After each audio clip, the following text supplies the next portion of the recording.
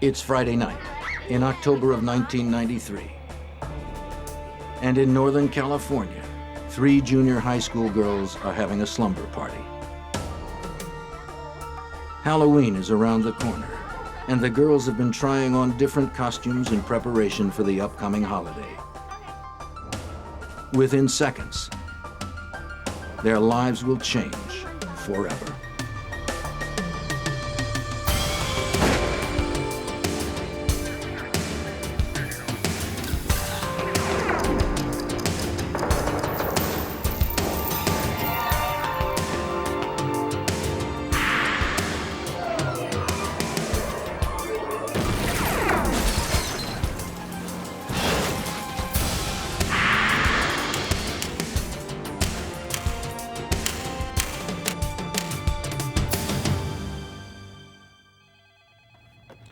It's every parent's worst nightmare. What horror can compare to a child's kidnapping, especially when she's taken from her own home? In 1993, 12-year-old Klaas was abducted from her room while her terrified friends looked on. The crime took less than 10 minutes. It shocked the nation and forever changed the way child abductions are handled. I'm Jim Kallstrom, former director of the FBI's New York office. The FBI and other law enforcement agencies were battling against the odds.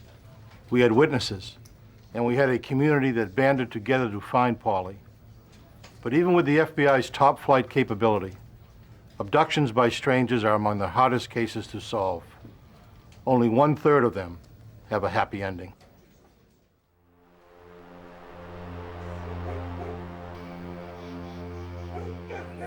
October 1st. Polly Klaas and Jillian Pelham were waiting for another friend outside of Polly's house in Petaluma, California.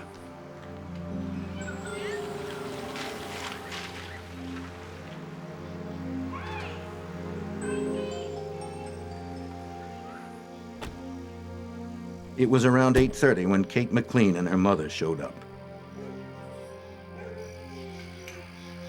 The 3 girls were ready for fun. It was Friday night. There was ice cream in the fridge, and they were going to stay up all night long. This was going to be a party.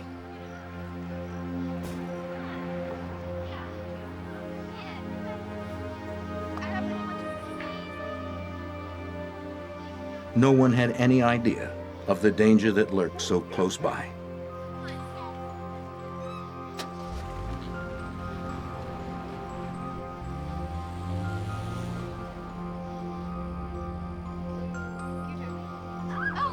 The girls kept to Polly's bedroom, but they couldn't suppress the noise as easily.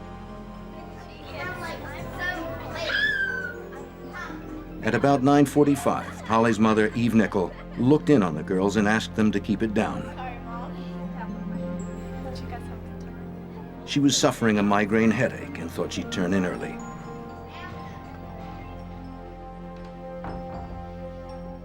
Eve's bedroom was right across the hall from the girls, and although she had chided them about the noise, she was pretty sure it would only take a few minutes for the 12-year-olds to get noisy again.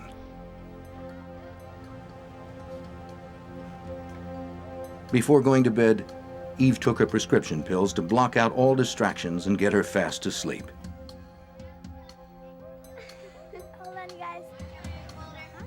The party continued on for almost an hour before the nightmare began.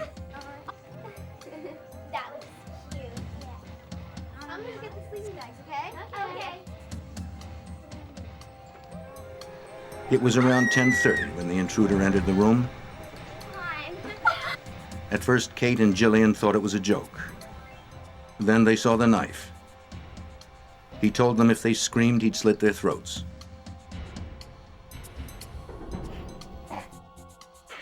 Immediately, he tied them up and started asking questions. He wanted to know which girl lived there and who else was in the house. Polly spoke up. The girls were terrified and crying, and he assured them that he wasn't going to hurt anyone, that he was only there for money.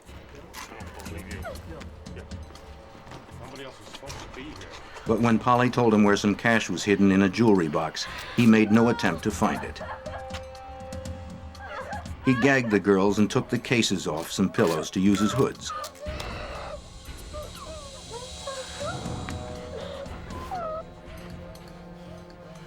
He made Polly get up and told the others to count to 1,000.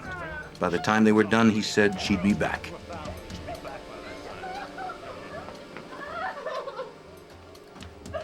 Then he took Polly, Klaas, and disappeared into the night.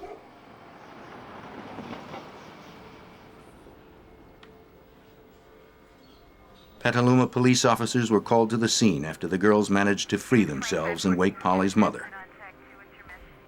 They responded in minutes. Investigators entered Polly's room and began to look around. The bedroom was in disarray and told of the events that had happened just minutes before. On the floor were binding materials, cut strips of cloth. The cords from the Nintendo game had been cut, and a strap that was clipped from a purse lay on the floor. Pillowcases were strewn about.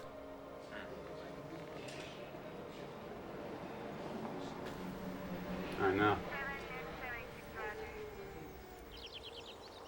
What Petaluma Police Detective Mike Meese saw wasn't encouraging. I remember standing at the doorway to Polly's room and looking at these few bags of evidence that we had been able to collect and thinking that that was just such a pitiful amount. And I looked down at the rug and I talked to my partner, Larry Pelton, and said, "Let's take the rug." And he said, "Why?" And I said, "I don't know why, but let's just take the rug. We just don't have enough evidence." FBI. Police were in desperate need of assistance. Fortunately, help was on the way. After being contacted by the Klaas family, the Federal Bureau of Investigation offered its expertise. How about, have y'all talked to the mother? Yes. Shortly after midnight, the FBI appeared at the house of Polly Klaas. Typically, the Bureau handles kidnappings, and with 800 a year to investigate, they have plenty of experience. Because he was familiar with the community and experienced in kidnapping cases, Special Agent Ed Fryer became the lead investigator. But he knew something about this case was different. It had all the earmarks of a stranger abduction case because the statements from the two girls were consistent. Stranger abduction cases are the hardest cases to solve, in my experience, because, again, there's no connection between the perpetrator of the crime and your victim, or the victim's family, or somebody even associated to the victim. It's a random act. Surprisingly, a vast majority of kidnappings involved disgruntled family members. And though Polly's parents were separated, her father, Mark Klaas, was immediately cleared of any responsibility. Abductions involving total strangers are exceedingly rare and leave little for investigators to go on. In this case, however, there were witnesses. Was his hair long or short? A police sketch artist was called in from the San Rafael Police Department. For 2 hours, Jillian and Kate tried to recall the face of the man who had barged into the bedroom. The girls were still terribly upset, but they managed to give the artist a pretty good description. Authorities now had their first idea of what the stranger looked like. His nose and mouth. After 4 a.m., the girls were taken to the police station, and the FBI called in one of its special forces, the Evidence Response Team. Tony Maxwell leads the crew. In looking at cases across the United States, we have found that when somebody is kidnapped, especially a young child, that they will generally be harmed within the first 24 hours. And probably within the first couple of days could even be killed. So time is of the essence. In that kind of work, the investigator needs to move quickly. The Evidence Response Team is designed to provide forensic resources at a major crime scene. Their sole responsibility is to collect evidence.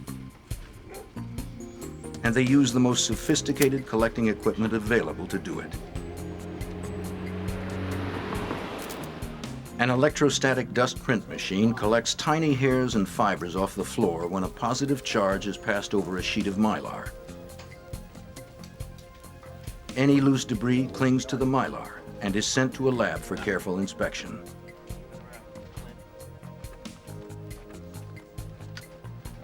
Although the police department had already dusted for fingerprints, they had come up with nothing particularly promising. But they didn't have access to the same equipment as the FBI. The alternate light source was a new method that employed a unique fluorescent powder, which when combined with a distinct ultraviolet light and amber-colored goggles, could illuminate many things that otherwise would remain hidden.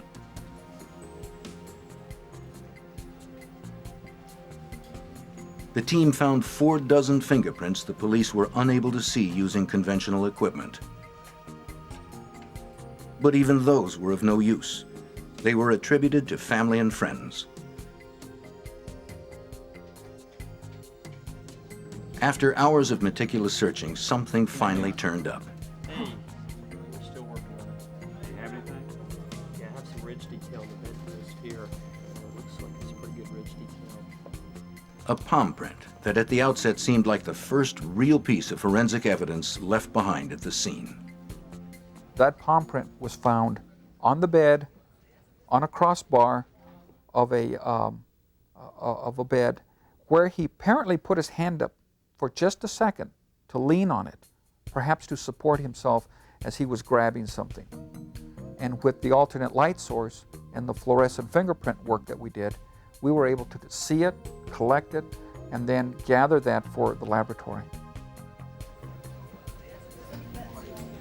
At that time, the FBI's fingerprint database, AFIS, didn't contain palm prints, only fingerprints. But even a palm print won't catch a suspect. It will only identify one once he's captured. FBI Special Agent Mark Mershon explains. People often think that when you have a fingerprint or a palm print that you quickly establish the identity of a criminal. The truth of the matter is, in most instances, you have to identify a suspect, have fingerprints for that suspect in order to compare with a latent fingerprint.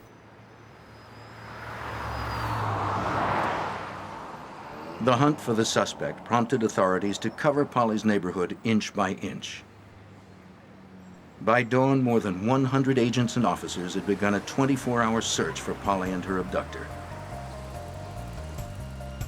Helicopters and bloodhounds had been called out, and an all-points bulletin was issued by local authorities and the FBI. Systematically, the authorities searched every house in the neighborhood. Agents went to Polly's school to talk with teachers and students in the hopes that somebody might have some useful information.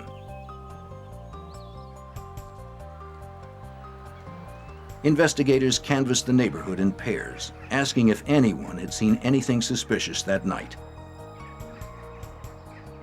One by one, they interviewed all of Polly's neighbors. Several people recalled seeing a stranger around the neighborhood that fit the description given by the girls. Thomas Georges and his friends were on their way to the video store at around 9 o'clock that night when he noticed a stranger standing in the shadows in front of Polly's house. Thomas knew everyone in his neighborhood, but he had never seen this man before. Returning home a few minutes later, the boys saw that the stranger was still there. The description Thomas gave to the authorities matched the suspect they were looking for.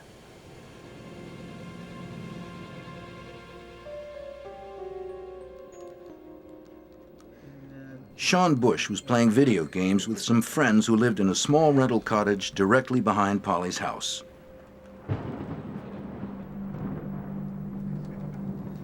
It was about 10:30 when Sean happened to glance out the window.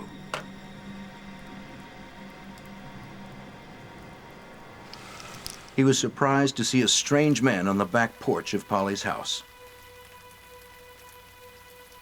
He appeared to be going for the back door. His description of the man also fit that of the suspect. There were others who saw the suspicious man that night, but unfortunately none of them alerted the authorities. As Petaluma Police Chief Patrick Parks explains, time was working against them. In stranger abduction cases of small children, there is no more critical factor than time. Time is absolutely of the essence. And for that reason, you have to get out as many resources as you can. You have to put out the word as far as wide as you can. You have to involve as many agencies as you can, get them focused, get their efforts channeled, and hopefully, bring about a successful resolution.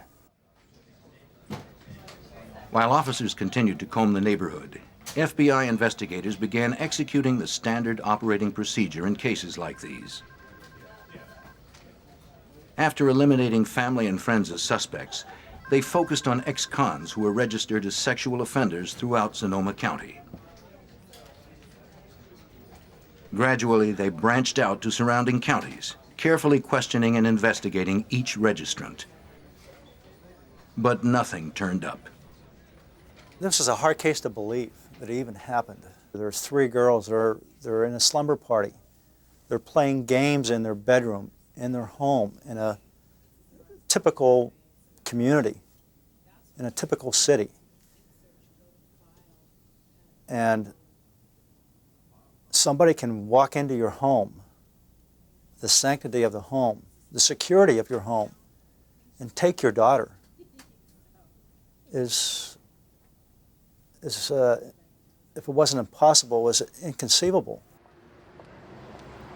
The following day, the search for Polly Klaas had escalated into the largest manhunt in the nation. A massive community volunteer network was formed to assist authorities. While hundreds of citizens searched, others passed out flyers, trying to cover the entire city as quickly as possible.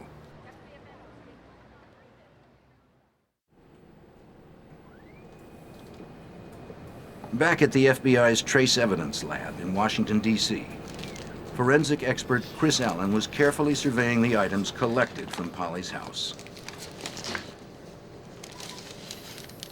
I noticed that in untying the pieces of bindings, the thin nylon strips of bindings that were used to tie up Polly's girlfriends, that they had jagged edges to them.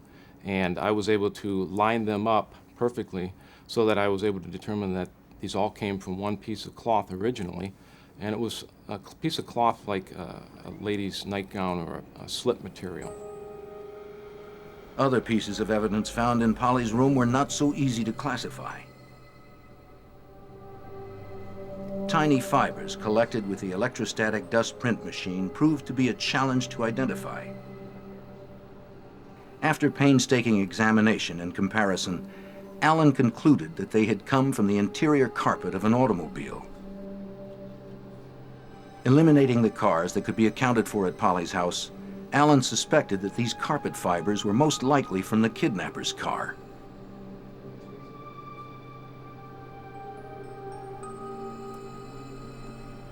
One more item Allen found was a little more personal to the suspect. I found in the vacuuming of the area rug that was in Polly's bedroom that she was playing on with her girlfriends, a dark brown, forcibly removed head hair. And I say forcibly removed because it had a 3 or 4 millimeter root sheath on it, actually skin material that comes out of the scalp when the hair is forcibly pulled or yanked out. If Polly had pulled a hair out of the suspect's head, it was evident that she didn't go without a struggle. But even a hair with DNA evidence couldn't bring investigators any closer to finding a suspect.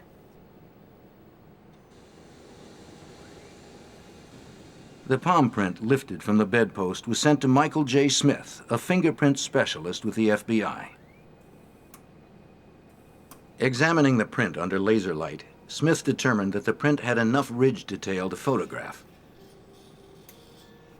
But the light emitted from the laser turned the print orange, and Smith needed to capture a black print on a white background.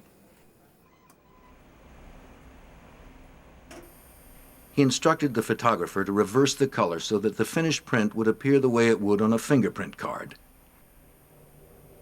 Now the print was indelible and could be filed until a suspect was apprehended. Investigators had unearthed some solid evidence, but it wasn't enough. Time was running out, and Polly Klaas was still out there, somewhere.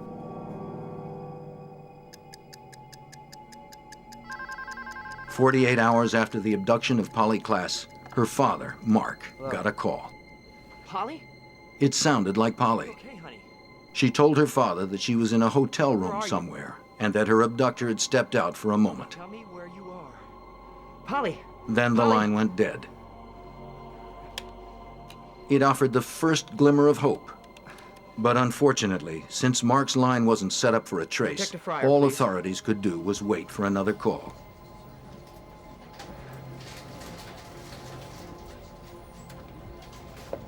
Word of the abduction spread rapidly.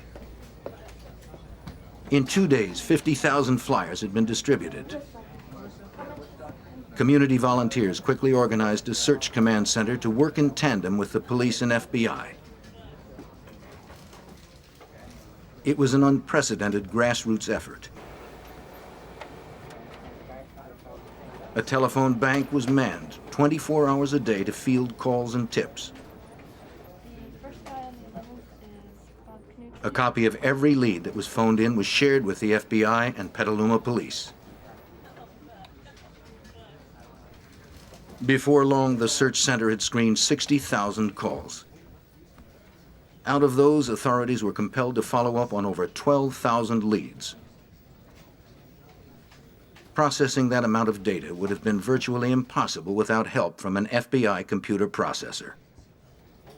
The FBI just happened to have the Rapid Start team. It was a relatively new concept with the FBI where on an investigation with a high volume of information, we would computerize that information, essentially triage the value of the investigative leads and make the assignments and track the progress.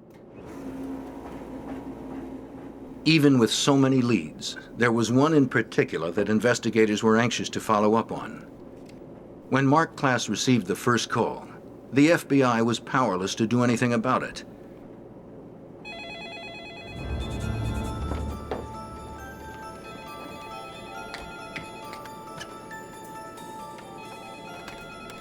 The second time she called, they were ready. Hello. Like the previous call, it sounded like Polly, How are you, and honey? she could only talk for a short time before she had to hang up. Where are you? But it was long enough for authorities to make a trace. Polly. Got it.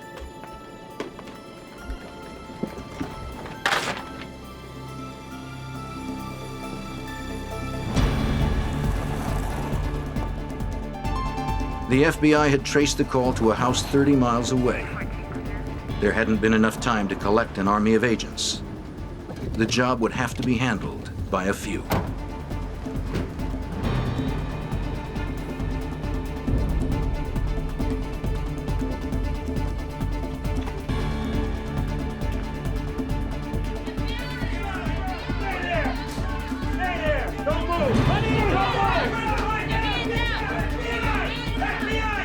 But something wasn't right. This was just a normal family home.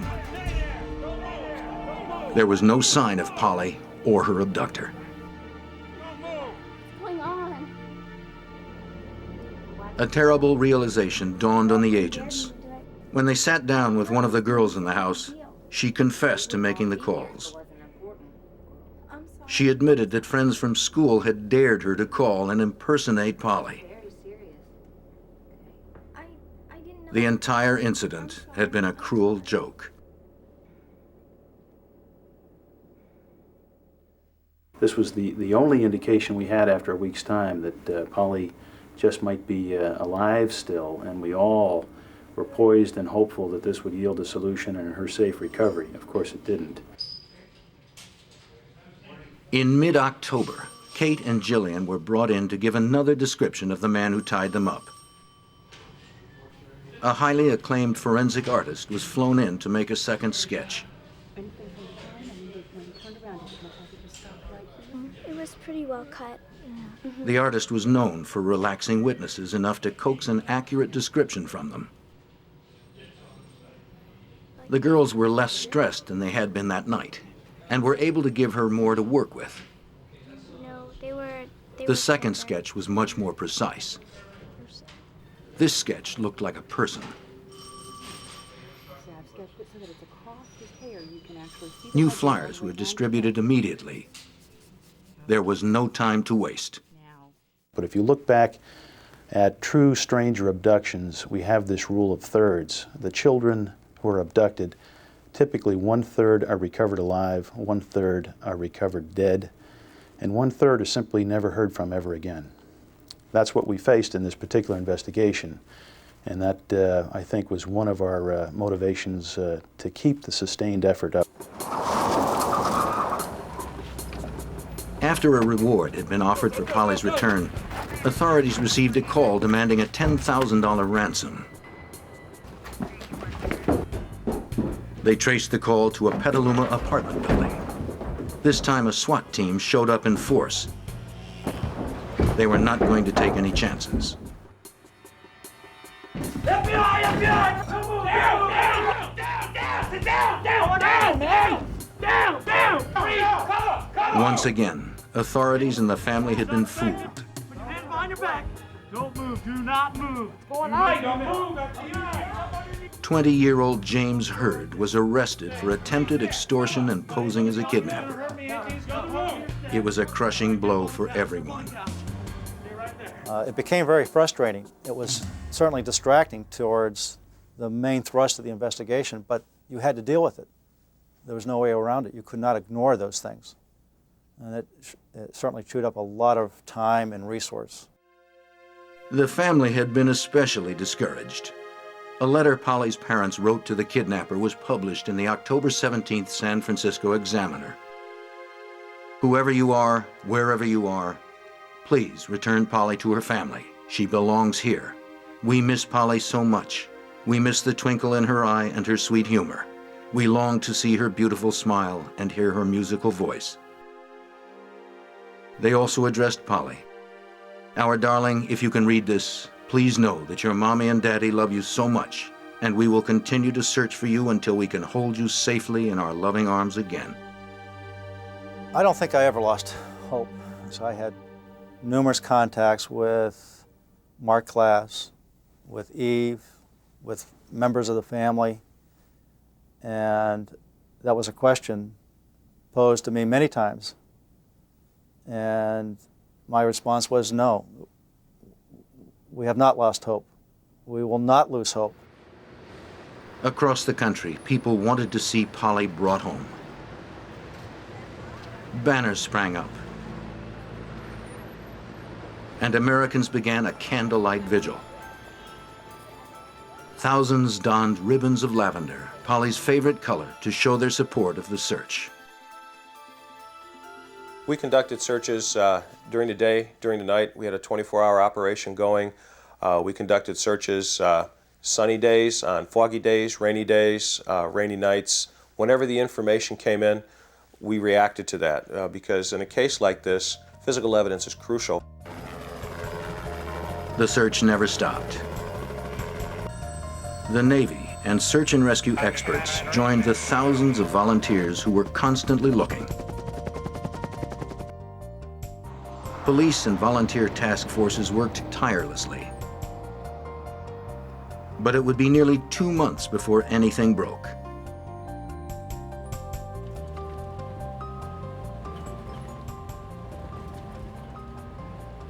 November 28, 1993. It was 2 months after Polly Klaas was kidnapped that authorities got their first real lead.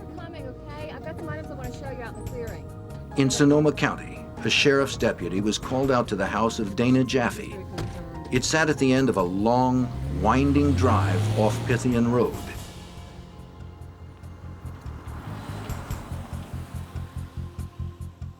Dana had been out inspecting her property when she noticed something unusual and thought it might be of use to investigators. She led the deputy through a densely wooded area to a clearing just a few yards from the long, winding drive to her house. Scattered in the woods were a few items that seemed somewhat suspicious.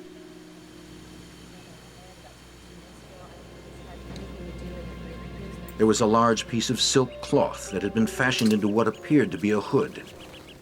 A couple of strips of packing tape were on the ground. Yeah, it's about 2 months ago. A pair of young girl's tights had been tied into a knot, and human hair was entangled in the knot. Other debris surrounded the area.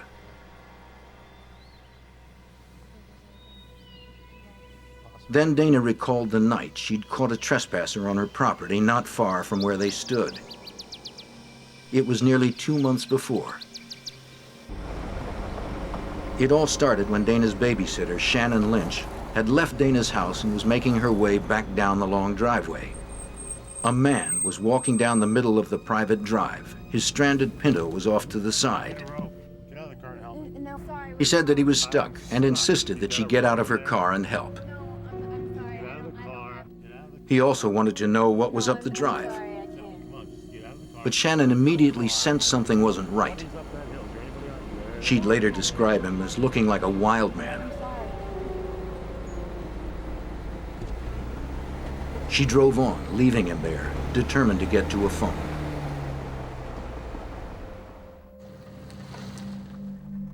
Shannon found a payphone about 2 miles down the road and hurried to call her friend. She was anxious to get a hold of Dana and warn her of the scary man trespassing on her land. Dana didn't waste any time. She grabbed her daughter and a baseball bat and took off down the hill. She saw the car, like Shannon had said, but the strange man was nowhere in sight. She continued down into town and called the police.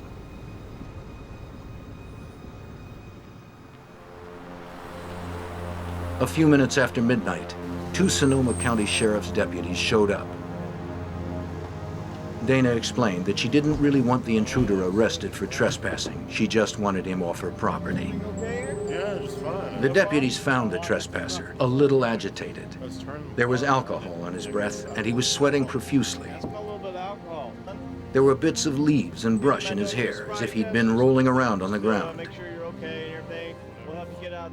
He told them that he'd been out sightseeing when he realized that he was on private property. When he tried to turn around, he got his car stuck on the side of the drive. He blurted out that he'd been under the car trying to free it, but the deputies didn't believe it. The way his car was trapped, there wasn't enough room for a person to get underneath. The deputies administered some roadside sobriety tests, but he passed them all. Looking in his car, they found some cans of beer in a plastic bag and a small duffel bag in the back seat. When they asked him if he'd been drinking, he actually opened a beer and began to drink it.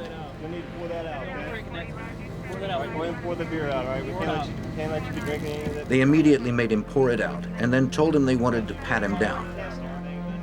He became extremely upset. Just leave me alone. Just keep that stuff away from me, all right? To make him comply, the deputies told him they would be within their rights to run him in on trespassing. After he'd heard this, he calmed down considerably. They searched him carefully and continued questioning him, but could find nothing incriminating. He was just odd. The deputies remained suspicious, but when they ran his license, it checked out. His driving record was clean, and he had passed the sobriety tests. They had held him for about 45 minutes already, and they had no legal means to detain him any further. There was nothing left to do but pull his car out and send him on his way.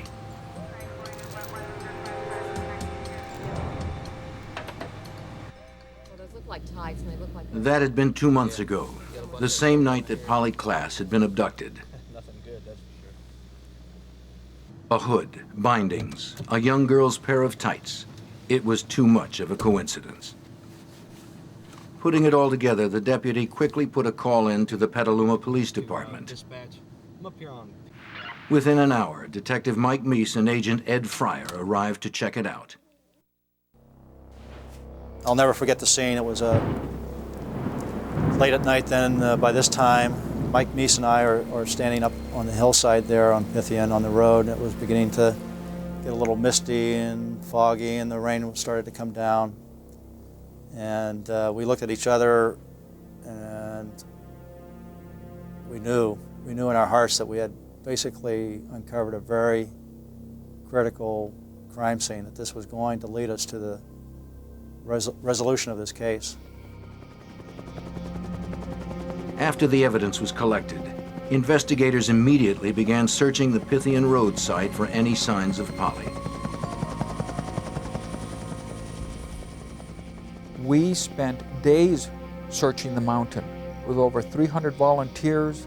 I believe we had 25 to 30 search dogs, and we conducted extensive ground searches for Polly, believing that she was still alive, which was the premise that we were working on. As the search commenced, everything began to snowball. Authorities checked with the Sonoma County Police to get the full report of the incident that happened on Dana Jaffe's property. The man deputies had questioned was Richard Allen Davis. Accessing his criminal record revealed he had recently been paroled from an 8-year sentence for kidnapping. What we learned about Davis initially was 1976 he had been arrested for robbery and kidnapping and assault with intent to commit rape. We learned in 1978 he had been arrested for another kidnapping, as well as a couple of counts of assault with a deadly weapon. 1984 he'd been arrested for a kidnapping case, assault with a deadly weapon, including the use of a firearm, and armed robbery. You start reading these reports and realize, you know, hey, this guy's a bad actor. This is an individual certainly more than capable of being involved in a crime like this. The arrest photo on file matched the girl's description. His mother lived in Petaluma, giving him reason to have been there. The pieces were falling into place.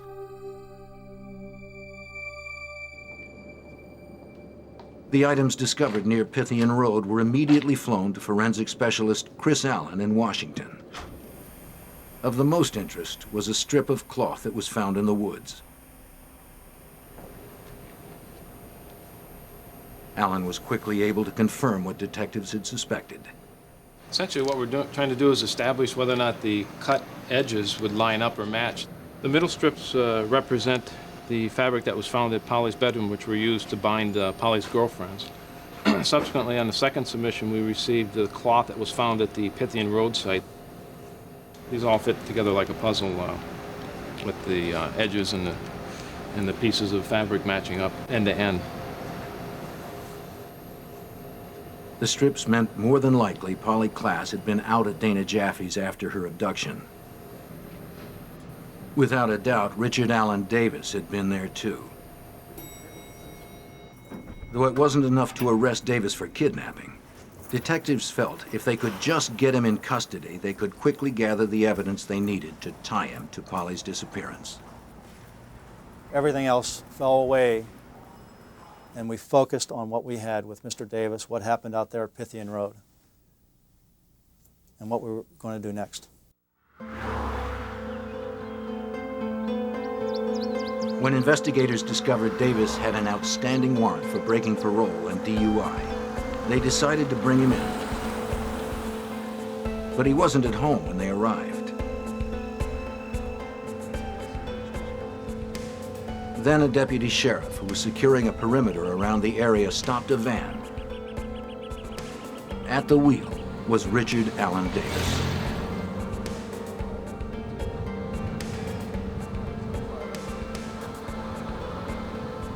When the deputy realized who he had, he calmly called it in to the investigators back at the house.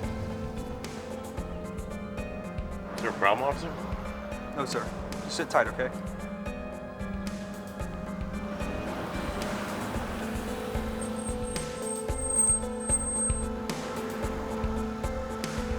Authorities reported to the scene, and Detective Meese approached the van and asked Davis to step out.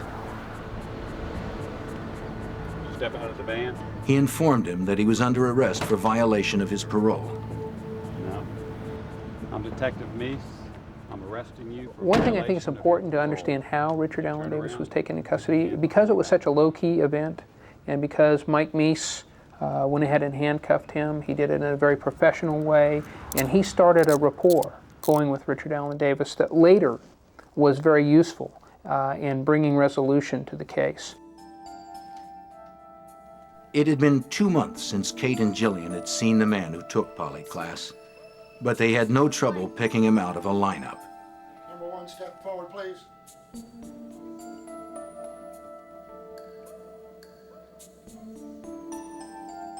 Even without the beard, his was a face they could never forget. Number 1, step back, please.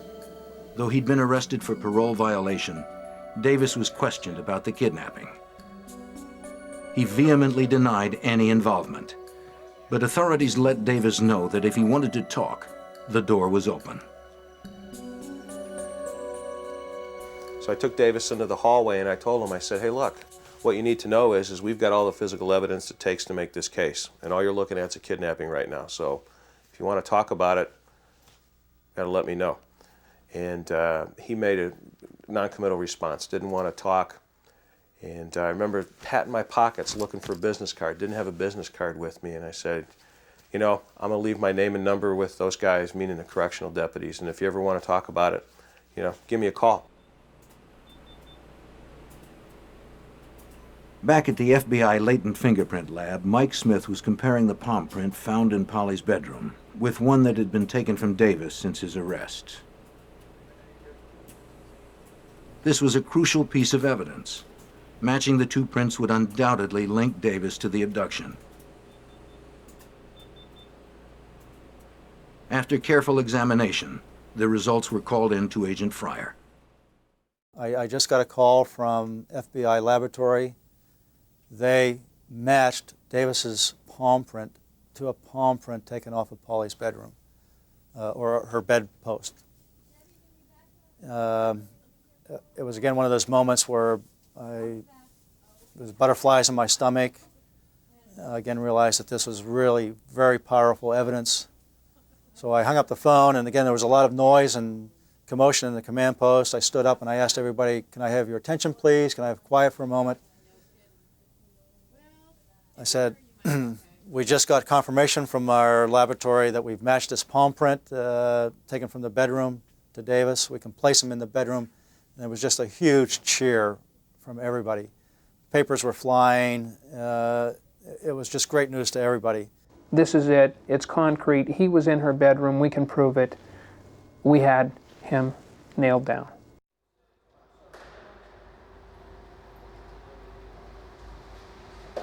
Though news of the matching print had gone public, Davis was being held in isolation and had not heard anything about it.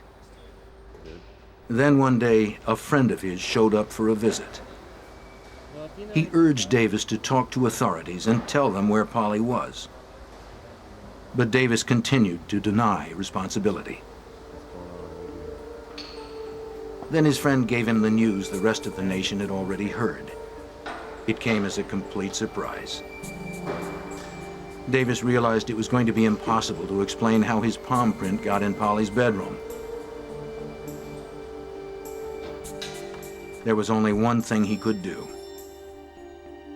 In Davis's mind, he's now got to do something, and that is try to make whatever deal he can make with the authorities, because we know that he was in Polly's bedroom. We can put him there. While on his way to the massive search for Polly near Pythian Road, Detective Meese was paged to call the jail. This was the moment everyone had been waiting for, and Meese was anxious about what he might find out. After this wait, you know, Davis comes on the phone, and I recognize the voice. So I know it's him, and I said, he says to me, he says, hey, I screwed up. I screwed up big time. Detective Meese and Special Agent Larry Taylor met with Davis in the interrogation room, where Davis related the details of the night of October 1st. Though he was living in something like a halfway house, he had applied for an overnight pass to go visit his mother in Petaluma. Unable to find her house, he had a few beers and walked the streets of Polly's neighborhood. At one point, he was stopped by a man who wanted to sell him some marijuana. He decided to go ahead and buy the joint. In Davis's own words, he got really buzzed and went to the store for more beer. He soon found himself wandering the neighborhood aimlessly. He wasn't sure where he was or what he was doing. But Davis had come to the neighborhood prepared. He'd brought a bag packed with bindings and tape. Forensic experts were able to determine that he had cut the strips with a pair of scissors, a fact which implies intent.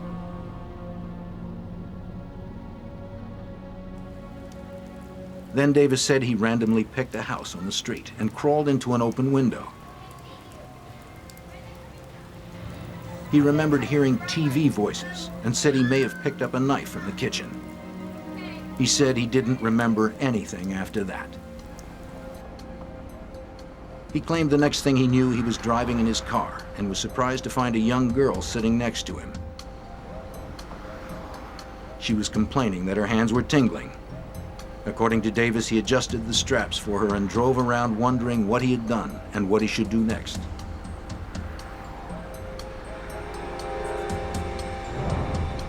Then he drove off the side of the road and got the car stuck.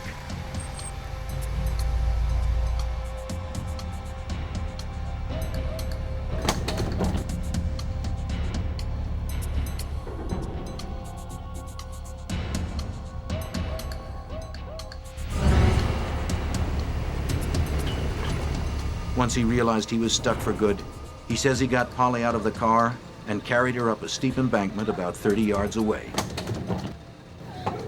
Get out of the car! He planned to leave her in the darkness until he could figure out a way to free the car.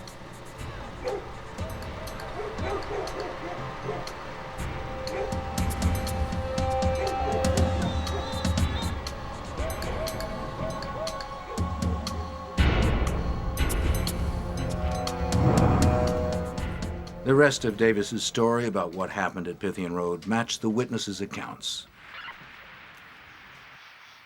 At the time of the incident, the bulletin about Polly's abduction was just going out over police radios.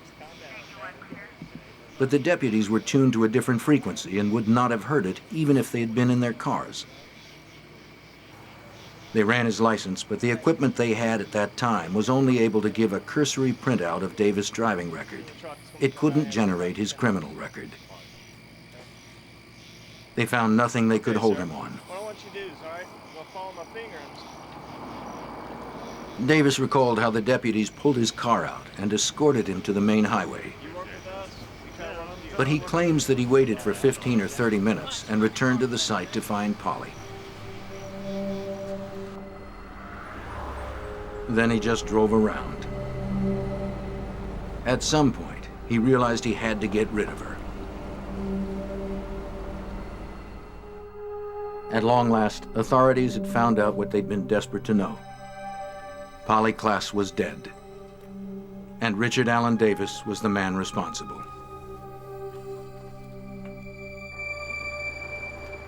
Davis agreed to take them to the site in a deserted area of Cloverdale where he had left the body. It was night, but inspectors felt the need to confirm Davis's story couldn't wait until daybreak. He led them to a field near an abandoned lumber mill. Out in the field, under some boards, investigators found the body of Polly Klaas.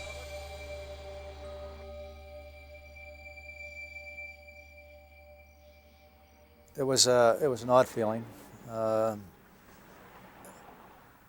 You're in the presence of somebody like Davis, and just a few yards away is what's left of a very beautiful, innocent 12-year-old. The Polly Klaas case was special because people cared. Because the whole community stepped forward and said, this is the last child you're going to take, and that this is our child, and that we are going to go out and look for her until we find her. The case wouldn't come to trial until 1996.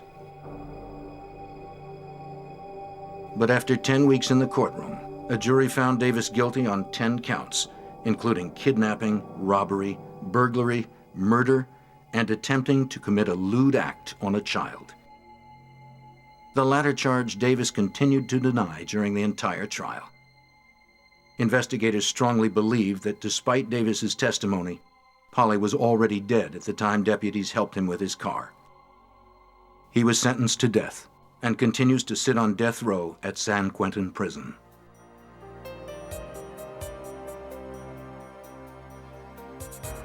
Polly Klaas left behind a legacy to save other lives.